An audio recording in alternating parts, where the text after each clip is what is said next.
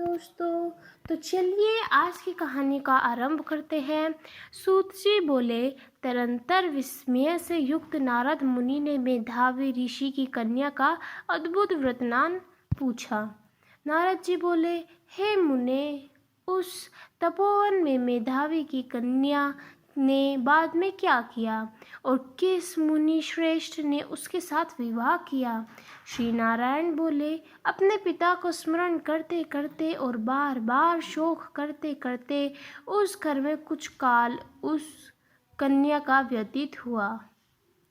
Youth से भ्रष्ट हुई हिरणी की तरह घबराई शून्य घर में रहने वाली दुख रूप अग्नि से उठी हुई भाप द्वारा बहते हुए अश्रु नेत्र वाली, जलते हुए हृदय कमल वाली, दुख से परीक्षण गर्म श्वास लेने वाली अदिति दीना घिरी हुई सापिणी की तरह अपने घर में संरुद्ध अपने दुख को सोचती और दुख से मुक्त होने के उपाय को ना देखती हुई कृष्णोदरी को उसके शुभ भविष्य की प्रेरणा से सांत्वना देने के लिए उस वन में अपनी इच्छा से ही प्रक्रोधी, जिनको देखने से ही इंद्र की भयभीत होती है, ऐसे जटा से व्याप्त साक्षात शंकर के समान भगवान ध्रुवसा ऋषि आए। हे नारद, भगवान कृष्ण ने राजा युधिष्ठिर से कहा कि हे राजेंद्र, वह दुर्वासा आए जिसको कि आपकी माता कुंती ने बालपन में प्रसन्न किया था। तब उन सुपूजित महर्षि ने देवताओं को आकर्षण करने वाली विद्या उन्हें ही दी, और हे भूपाल, जिन्हें सब देवताओं ने नमस्कार ज्ञान वाले मुझको भी रुक्मणी के साथ रथ की जगह जोता। दुर्वासा को बैठाकर रथ खींचते हुए जब हम दोनों मार्ग से चलने लगे, तब चलते चलते मार्ग में अति तीव्र प्रयास से सूखे गए थे। तालु और ओष्ठ जिस रुक्मिणी के ऐसे जल चाहने वाली रुक्मिणी ने जब मुझे सूचित किया, तब कंधे पर रथ की जोत को रखते हुए चलते चलते ही पाँव में अग्रमण से पृथ्वी को दबाकर रुक्मिणी के प्रेम के वशीभूत मैंने भोगवती नाम की नदी को उत्पन्न किया। तब वही भोगवती ऊपर से बहने लगी। अनंतर उसी के जल से हे महाराज, रुक्मिणी की प्यास को मैंने बुझाया। इस प्रकार रुक्मिणी की प्यास का बुझना देख उसी क्षण अग्नि की तरह दुर्वासा क्रोध से जलने लगे और प्रलय की अग्नि के समान उठकर दुर्वासा ने शाप दिया।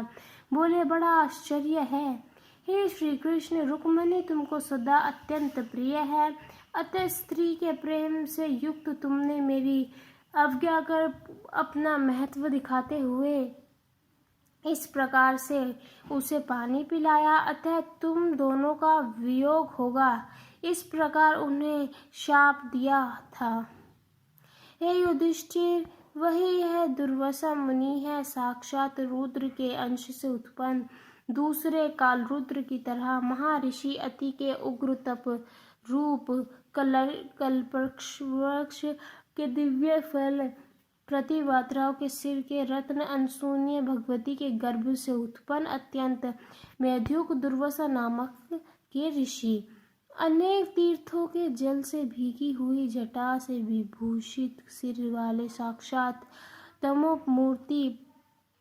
तपोमूर्ति दुर्वासा ऋषि को आते देखकर शोक सागर से निकलकर धैर्य से मुनि के चरणों की प्रार्थना की। प्रार्थना के बाद जैसे ही वाल्मीकि ऋषि को अपने आश्रम में लाई थी, वैसे ही यह भी दुर्वासा को अपने घर लाकर अर्घ्यपाद और विविध प्रकार के जंगली फलों और पुष्पों से स्वागत करने के लिए आज्ञा लेकर आदर पूर्वक पूजन कर तरंतर राजन कन्या बोली, हे महाभाग, हे अति कुल के सूर्य, आपको प्रणाम है। हे साधो, मेरा भाग्य के घर में आज आपका कैसे आगमन हुआ? हे मुने, आपके आगमन से आज मेरा भाग्योदय हुआ है, और अथवा मेरे पिता के पुण्य से प्रवाह से प्रेरित मुझे सांत्वना देने के लिए ही आप मुनिसत्व में आए हैं। आप जैसे महात्माओं के पांव की धूल जो है वह तीर्थ स्वरूप है। उस धूल का स्पर्श करने वाली मैं अपना जन्म आज सफल कर चुकी हूँ। दुर्वासा बोले, हे कन्या, तू बड़ी अच्छी है। तूने अपने पिता के कुल को तार दिया। यह मेधावी ऋषि के तप का फल है जो उन्हें तेरी जैसी कन्या उत्पन्न हुई है। हे वैवाहे, मैं शीघ्र ही बदरिकाश्रम मुनिमर संतान नारायण देव के दर्शन के लिए जाऊंगा, जो प्राणियों के हित के लिए अत्यंत उग्र ताप कर रहे हैं। कन्या बोली, हे ऋषि, आपके दर्शन से ही मेरा शोक समृद्ध सूख गया। इसके बाद मेरा भविष्य उज्जवल है, क्योंकि आपने मुझे सांत्वना दी है।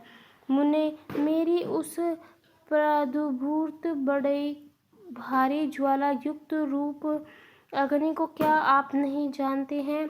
हे दया सिंधे, हे शंकर, उस दुख अग्नि को शांत कर दीजिए। मेरे विचार के हर्ष का कारण मुझे भी दिखलाई नहीं देता। ऐसा कहकर आंसू बहती हुई कन्या दुर्वासा के सामने चुप हो गई। तब दुर्वासा कन्या का दुख दूर करने की सोचने लगे। श्री नारायण बोले, इस प्रकार मुनि के वचन सुनकर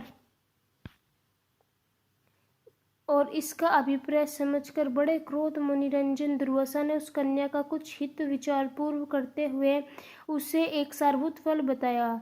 श्री बृहन्निन्द्रे पुरुषोत्तमां समाहात्म्ये नवमोऽध्याय। पुरुषोत्तम मास महात्म्याध्याय।